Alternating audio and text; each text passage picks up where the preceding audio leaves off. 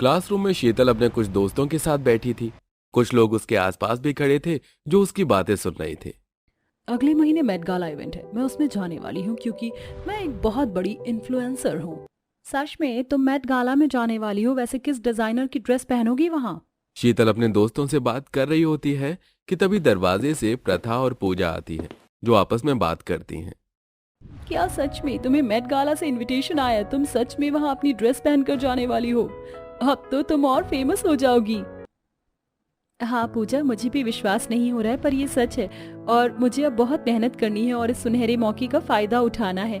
मैं बस चाहती हूँ कि सबकी नजर मुझ पर हो। बात करती हुई पूजा और प्रथा क्लासरूम में आकर पीछे आकर बैठ जाती हैं। पर यह बात शीतल के तीन दोस्त सुन लेते हैं और वो शीतल का साथ छोड़कर प्रथा के पास जाते हैं। सच में तुम्हें भी मेट गाला में बुलाया गया है? क्या भला इस जैसी लड़की को मेट गाला वाले कैसे बुला सकते हैं? आखिर कैसे एक गरीब घर की लड़की के पास मेट गाला इवेंट से इनविटेशन आया कि उस सबके होश उड़ गए। आइए जानने के लिए चलते हैं कहानी में थोड़ा पीछे। अरे बेटा, हर वक्त तू सिलाई करती रहती है, अब क्या बना रही है? प्रथा जो कर रही है बेटा, बाहर जाकर कर। रात हो गई है, नींद आ रही है। वैसे भी इस गर्मी से नींद नहीं आती। माँ, मैंने अपना खुद का YouTube चैनल बनाया है, बस उसी के लिए अपनी पहली ड्रेस बना रही हूँ। फ्रॉक सूट और नीचे धोती। ये पहन के मैं अपने चैनल पर डालूंगी, फिर देखना कैसे YouTube पर मेरे सब्सक्राइबर्स बढ़ते हैं। दीदी, हमेशा आप अपने लिए कुछ न कुछ बनाती हो, आज मेरे लिए बना दो। बना देगी तेरे लिए भी। और बेटा, तू अभी अपनी पढ़ाई पर ध्यान दे। YouTube पर तू वायरल नहीं होने वाली। और सो जा, बहुत रात हो गई है, कल कॉलेज भी जाना है। इतना बोलकर आशा राजू को लेकर सोने के लिए चली जाती है। पर घर वालों को परेशानी न हो इसलिए गर्मी में प्रथा अपनी सिलाई मशीन घर के बाहर लेकर बैठ जाती है और अपनी सिलाई खत्म करके उठती है। अगले दिन वो कॉलेज जाती है और अपने कुछ दोस्तों से कहती है, पूजा, मैंने भी अपना YouTube चैनल बनाया है, उस पर मैं अपनी बनाई हुई ड्रेस डालूंगी, मेरे चैनल को सब्सक्राइब कर ले। तो तुमने भी अपना YouTube चैनल बना लिया? शीतल को देखकर बनाया ना? हमेशा तुम उसी की कॉपी करती हो। अब बेचारी कर भी क्या सकती है, मेरे जैसी नहीं बन पाती तो सोचती है कि मेरी कॉपी ही बन जाए। पर मेरी भी एक बात कान खोल कर सुन, मेरे 1 मिलियन से ऊपर सब्सक्राइबर्स हैं। बहुत जल्द 10 मिलियन हो जाएंगे और तुम अपना चैनल भी मोनेटाइज नहीं कर पाओगी, समझी? शीतल अपनी दोस्त के साथ प्रथा का मजाक बनाकर वहां से चली जाती है। पर प्रथा हार नहीं मानती और घर जाकर अपनी बनाई हुई ड्रेस पहनकर अपनी वीडियो बनाती है। दोस्तों, ये है मेरा new fashion dress, Anarkali suit के साथ धोती सलवार। इस पर हम दुपट्टा भी ले सकते हैं और हटा भी सकते हैं। और अगर आप दुपट्टा लेना चाहते हैं तो दुपट्टे को भी कई तरह से पहन सकते हैं। प्रथा अपनी पहली वीडियो YouTube पर डालती है। अगले दिन जब वो कॉलेज जाती है तो शीतल उसका YouTube चैनल खोल उसकी वीडियो देखते हुए उसका मजाक बनाती है। तुम और तुम्हारी ड्रेस कितनी फनी लग रही है। तुम्हें क्या लगा ऐसी ड्रेस बनाकर और YouTube पर डालकर तुम फेमस हो जाओगी? कभी नहीं। एक बार मेरा चैनल देखो और उस पर मेरी ड्रेस देखना। इतना बोलकर शीतल प्रथा को अपनी कई सारी वीडियोस दिखाती है जिसमें उसने सूट, साड़ी, लहंगा, वेस्टर्न जैसी कई डिजाइनर ड्रेस पहनी होती हैं और उसके काफी सारे फैंस भी होते हैं। देख लिया तुमने, अभी मौका है, अपनी इंसल्ट ना करवाकर फेमस होने का सपना छोड़ दो। मुझे खुद पर पूरा भरोसा है और अभी तो मैंने बस शुरुआत करी है और तुम्हारे फॉलोअर्स कैसे बने हैं मैं ये भी बहुत अच्छे से जानती हूँ। प्रथा शीतल की एक नहीं सुनती और कॉलेज से सीधा मार्केट जाती है। अब प्रथा चिलचिलाती धूप में कुछ कपड़े लेकर घर आती है और इस बार वो अपने लिए पंजाबी सूट बनाती है और उसे भी पहनकर इंस्टाग्राम और यूट्यूब पर अपलोड कर देती है। अगले दिन जब वो कॉलेज जाती है देखो दोस्तों, आ गई न्यू डिजाइनर। पता नहीं खुद को क्या समझती है। अरे यार, वो सब तो छोड़ो, पर एंटरटेनमेंट के लिए भी चैनल होते हैं और इसने ड्रेस नहीं एंटरटेनमेंट के लिए चैनल बनाया है। जो भी कहो, इसकी वीडियो देखकर मेरा टाइम पास हो जाता है। देख रही हो तुम, लोगों की फेवरेट नहीं बल्कि उनकी हंसी की वजह बन रही हो। अब तो अपनी बेवकूफ़ी छोड़ दो। कॉलेज के सभी बच्चे शीतल के साथ मिलकर प्रथा का काफी मजाक बनाते हैं, पर प्रथा उनकी बातों पर ध्यान नहीं देती और वहां से चली जाती है। समय गुजरता है। अब जहां एक तरफ शीतल डिजाइनर महंगे कपड़े पहनकर अपने इंस्टाग्राम और यूट्यूब चैनल पर अपलोड करती है, तो वहीं प्रथा खुद अपनी ड्रेस पहनकर बनाकर यूट्यूब के साथ फेसबुक पर भी फोटो अपलोड करती है। ऐसे ही एक दिन, दीदी, आपकी ये साड़ी तो बहुत अच्छी लग रही है। अरे बेटा, ये कैसी साड़ी है? माँ, इसे ही तो फैशन कहते हैं। अब मुझे वीडियो शूट करने दो। वीडियो साफ बने इसलिए प्रथा धूप में जाकर एक डंडे को गाड़ कर उस पर फोन को बांधती है और फोन स्टैंड बना लेती है और साड़ी को अपने हाथों में लेकर वीडियो रिकॉर्ड करती है और बाद में पहनकर भी सबको दिखाती है। इसी तरह कुछ महीने बीत जाते हैं और इस बार प्रथा की वीडियो यूट्यूब पर वायरल हो जाती है और उसकी फैन फॉलोइंग इतनी ज्यादा बढ़ जाती है कि उसको मेट गाला से इनविटेशन आता है। माँ देखो, मेरे पास मेट गाला से इनविटेशन आया। बहुत जल्द मैं अपनी ड्रेस मेट गाला के रेड कारपेट पर पहनूंगी। तेरे चेहरे की खुशी बता रही है कि बहुत बड़ा मौका है। भगवान करे मेरी बेटी ऐसे ही तरक्की करे।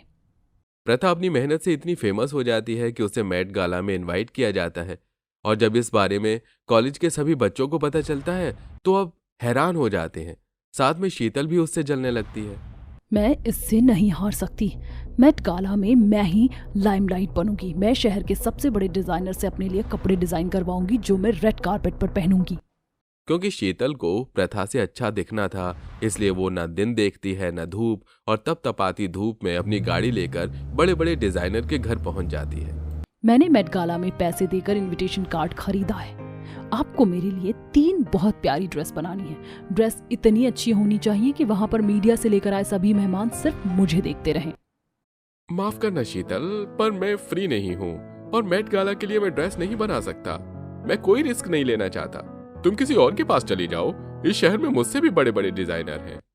तुम जैसे डिजाइनर से यही उम्मीद थी मुझे। मुंह बनाकर शीतल तपतपाती धूप में फिर से दूसरे डिजाइनर के पास जाती है। अब तक शीतल धूप और पसीने से परेशान हो चुकी थी, पर वो हार नहीं मानती और एक के बाद एक नई डिजाइनर के पास जाती है। तो वहीं तपती धूप में प्रथा अपनी माँ के साथ बाजार जाती है जहाँ काफी भीड़ लगी होती है। अंकल, पहले मेरा 10 मीटर का ये वाला कपड़ा काट दो और साथ में कुछ नेट भी देना। और कुछ चाहिए तो अभी बता दो। फिलहाल इतना ही चाहिए। प्रथा पसीने से बेहाल धूप में अपनी माँ के साथ घर आती है और घर आते ही सिलाई करने के लिए बैठ जाती है। राजू, जाकर अपनी दीदी को खाना और पानी दे दे। अगले हफ्ते दीदी को विदेश जाना है जिसके लिए दीदी बहुत मेहनत कर रही है। हमें उसका साथ देना है। दीदी, आज तुम मेरे हाथ से खाना खा लो। मैं जानता हूँ क्योंकि तुम सिलाई के पीछे खाना नहीं खाओगी।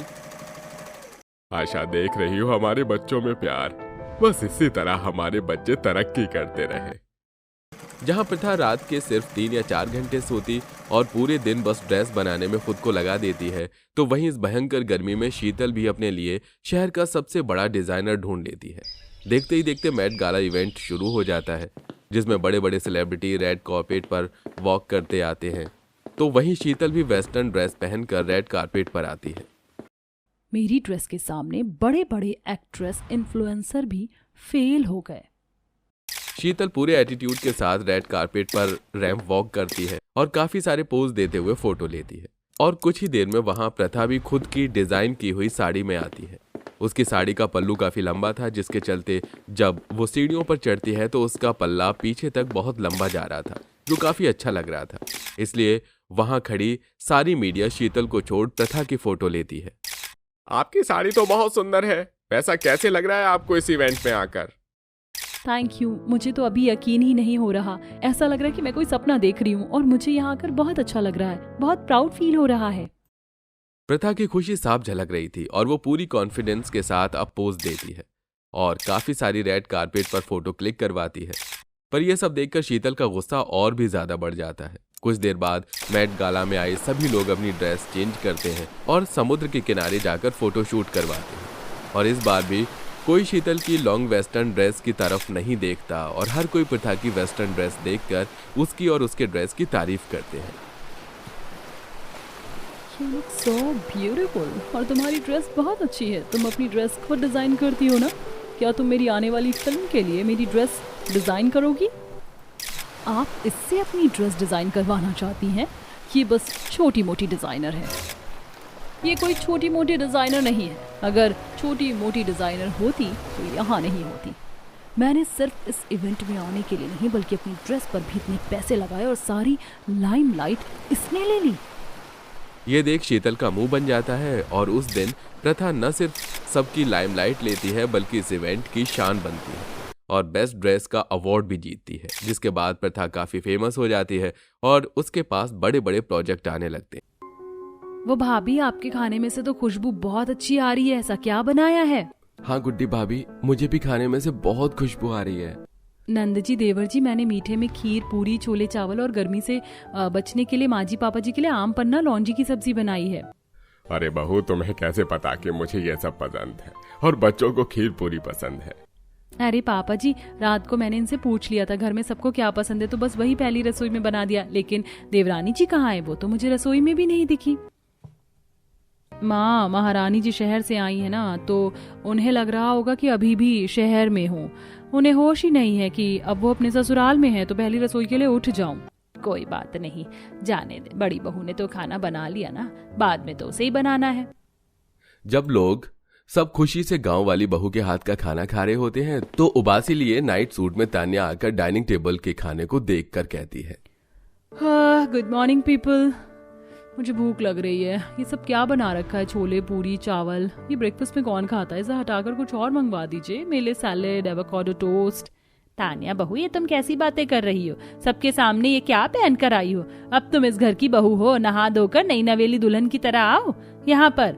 ये सब खाना हम परिवार की पसंद का है, जो बड़ी बहू ने बनाया है। ये खाना आप लोगों की पसंद का है? जैसे ये गाँव की गवार है, आप लोगों की भी वही गाँव की खाने की पसंद है, बट मैं शहर की हूँ। तान्या, तुम ऐसे बेइज्जती नहीं कर सकती परिवार वालों के पसंदीदा खाने की। ओह प्लीज, आप चुप रहो। तान्या बेइज्जती करके वहां से चली जाती है। तब ससुराल वालों के बुरा लगने पर गुड्डी उन्हें समझाकर खाना खिलाती है। कुछ देर बाद तान्या तैयार होकर आ जाती है और ससुराल का कोई भी काम नहीं करती, न सास ससुर से आशीर्वाद लेती है। शहरी बहू का शहरी व्यवहार घर वालों को खटकता है। अगले दिन घर में कुछ मेहमान आ जाते हैं, जहां गांव वाली बहू उनका अच्छे से घूंघट में स्वागत करती है, पैर छूती है, अनेक तरह के व्यंजन बनाकर उन सबको खिलाती है। अरे वाह जी वाह, आपकी बड़ी बहू तो काफी संस्कारों से भरी है और कितना अच्छा खाना बनाती है। अगर बहू हो तो ऐसी ही हो। आपकी गुड्डी बहू तो बिल्कुल ऐसी है, जो घर में सबकी इज्जत बढ़ा दे। खाना देने से पहले सबसे पहले उसने हमारे पैर छुए, घूंघट में नमस्ते भी किया। अरे आपकी छोटी बहू कहाँ है? दोनों की एक साथ शादी हुई थी ना, सुना है वो शहर से।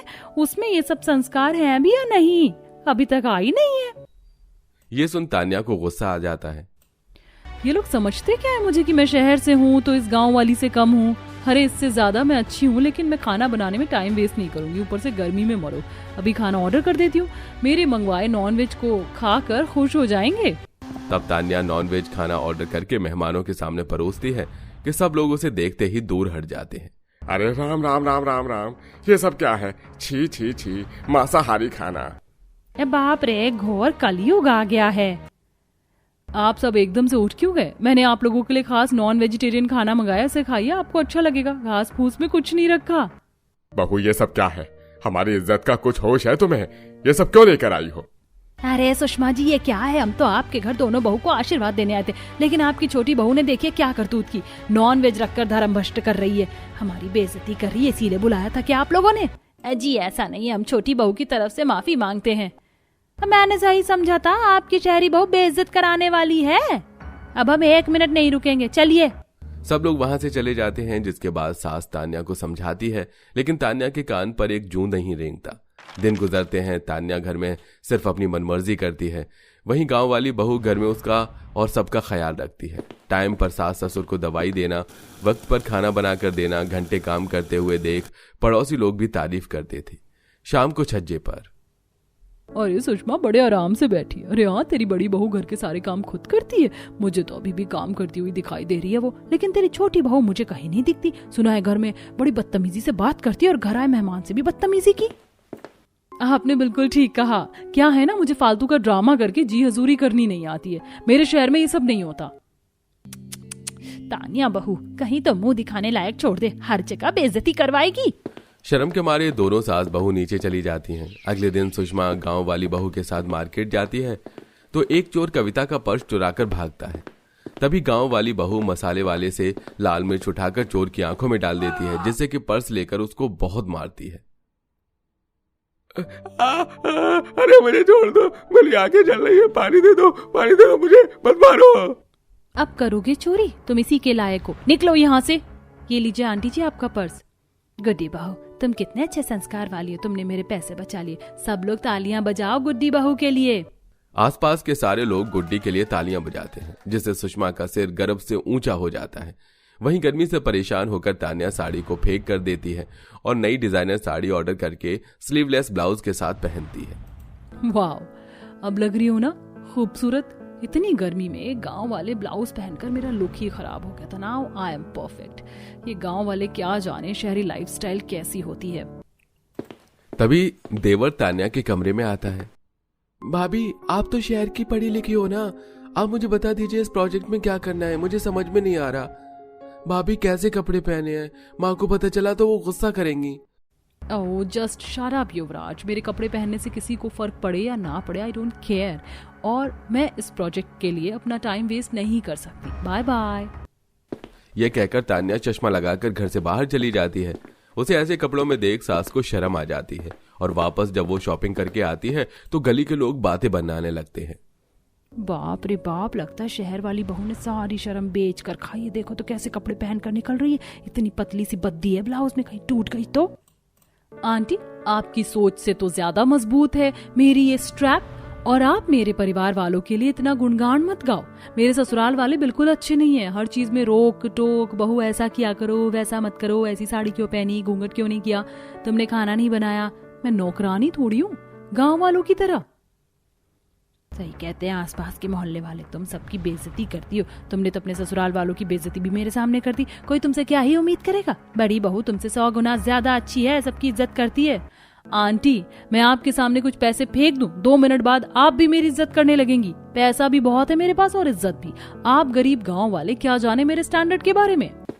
ये कहकर तान्या घर आ जाती है। कुछ देर बाद मोहल्ले की औरतें तान्या के खिलाफ सास को घर जाकर खरी खोटी सुनाती हैं। बताओ, आपकी बहू चलते फिरते हम लोगों की बेइज्जती करती है और आप लोगों की चुगली करती है हमसे। मैं शर्मिंदा हूँ इस बात के लिए, उसकी तरफ से मैं माफी मांगती हूँ। देख सुषमा, हमारी तुझसे पर्सनल दुश्मनी नहीं, लेकिन तेरी बहू तेरे कंट्रोल में नहीं है। ऊपर से वो पैसों का धौंस दिखाती है। आंटी जी, जो हुआ उसके लिए मैं दिल से माफी मांगती हूँ। आशा करती हूँ कभी ना कभी मेरी देवरानी को उसकी गलती का एहसास होगा और वो इस बात को समझेगी। देखो गुड्डी बहू कितनी सुलझी हुई, समझदार है। दोनों बहू में जमीन आसमान का फर्क है। हमसे घूंघट करती है, प्यार से बात करती है, चोरों से बचाती है। इसीलिए सुषमा, हम यहाँ से चुपचाप जा रहे हैं। पड़ोसी औरतें घर आकर बेइज्जत करती हैं। ये बात सास ससुर को बिल्कुल अच्छी नहीं लगती, लेकिन तान्या को समझाकर भी कोई फायदा नहीं था, क्योंकि अब वो अपनी मन मर्जी से छोटे कपड़े पहनकर गांव में हर किसी से सरपंच से जुबान लड़ाती है। 2 दिन बाद गांव के सरपंच गांव में हर साल एक परिवार को ग्राम गौरव से सम्मानित करते हैं और इस सरपंच गुड्डी को ग्राम गौरव पुरस्कार से सम्मानित करता है। ये लो बेटी, तुम्हारे परिवार ने गांव में सबकी खाने पीने से जुड़ी चीजों में मदद की। हर साल ये सम्मान मैं उनको ही देता हूँ, लेकिन तुम्हारे बारे में भी मैंने बहुत कुछ सुना है, इसलिए पुरस्कार से तुम्हें सम्मानित करता हूँ। सरपंच जी, बहुत बहुत शुक्रिया, लेकिन ये पुरस्कार मैं अपने माता पिता जैसे सास ससुर को ही देना चाहती हूँ। आइए माँ जी, पापा जी। ये सुन स्टेज पर सुषमा और हरिया आते हैं। बहू, ये तो हमें मिलता रहता है, लेकिन इसके असली हकदार तुम हो, क्योंकि हमारी दूसरी बहू ने हमें बेइज्जत करवाने में कोई कसर नहीं छोड़ी। वो समझती है इज्जत को पैसों से खरीदा जाता है, लेकिन बेटा इज्जत तो तुम्हारी तरह सबसे कमाई जाती है, उसी का फल है ये। तो पापा जी, मैंने गलत क्या कहा? हाँ, पैसों से इज्जत खरीदी जा सकती है। नहीं बहू, तू गलत है। खरीदने के बाद भी ये लोग तेरे दिल से इज्जत नहीं करेंगे। इज्जत कमाने में, इज्जत खरीदने में यही फर्क है। काश तू बड़ी बहू जैसा बन पाती। माँ जी, पापा जी, मुझे माफ कर दीजिए। पता नहीं कैसे बिना सर पैर वाली बातों से मैंने आपसे बहस की, सबकी बेइज्जती की, लेकिन अब ऐसा नहीं होगा। मैं खुद को सुधारूंगी। ये सुन सास ससुर बहू को एक मौका देते हैं और बड़ी बहू उसे गले लगा लेती है, जिसके बाद वो साड़ी पहनकर घर में जेठानी से खाना बनाना सीखती है और सबका आदर सम्मान करती है।